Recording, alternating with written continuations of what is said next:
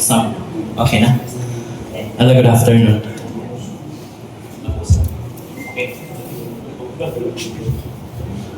Kaya mahal naman kasi seryoso man na tanan. Wala na smile. Ay, naturugo na. Good afternoon po, good guys, sa natanan po, good afternoon. Siguro ibahon ko lang pakiana kay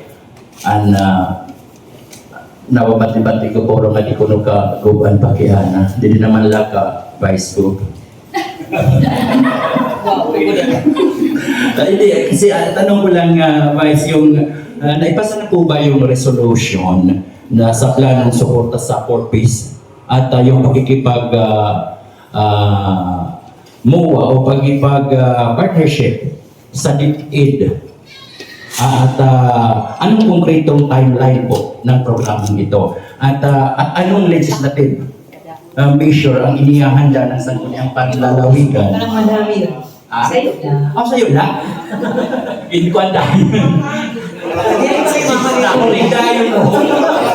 Hindi para hindi seryoso. Okay na, di ba? Na-break ninyo is Vice. Ito lang po. Sa 4Ps. Sa 4Ps lang. Actually, on our part, sa ganang palalawigan, through a resolution, but depende sa version ng bill. Kasi nakakarinig sa information na amendments nga to the law, yung binagit mo na 4Ps. Kasi sa part naman namin, whenever may national legislation na tingin namin na it will benefit in general, of course, Filipinos, but yung Nortehanos, naghihimo kami usually resolution supporting kung ano yung legislation. Yung binagit mo, MOA with DepEd, in particular what? School buildings or what? Construction? Hindi ko... siguro kasi recently he signed the MOA kasi medyo nag-evolve doon, iba na ngayon ang pag-implement ng DepEd projects. Maybe Gov. Harris can, kasi recently he went to Manila for the signing of the MOA. Maybe Gov. Harris can share that. School acceleration program ng national government wherein ang local government ang mag-implement sa construction of classrooms. Last Tuesday, nakatalk sa DepEd to sign the MOA, no? Nakapaghatag natin, although a list na hinhatag sa amon, ikata sa division office. So, ginsabit ininamon, no? Adikanit na ko liwat pag-uli ko, dara ko ang guidelines. So,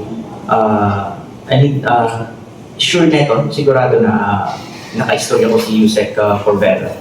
So, tuloy-tuloy na. No?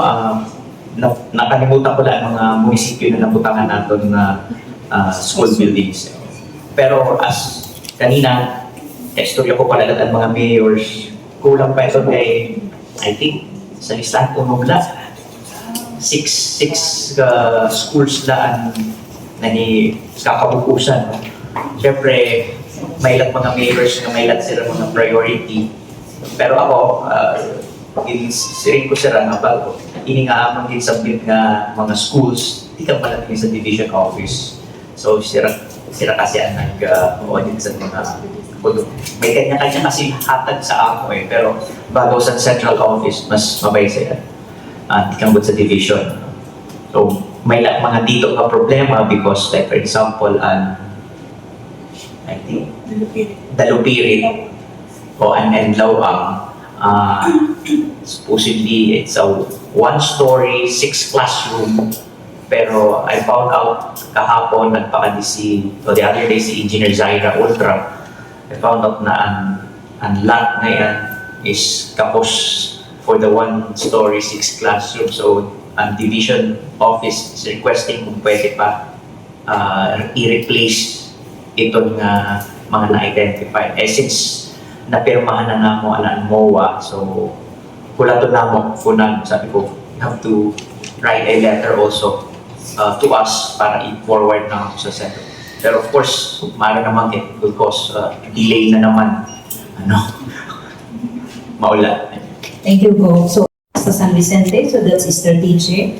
Hiratag sa San Jose, Katigbian National High School, Lawang, yaon gitliwat sa Dalupirit, and sa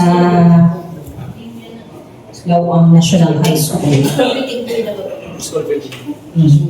School buildings yan. Thank you. Thank you.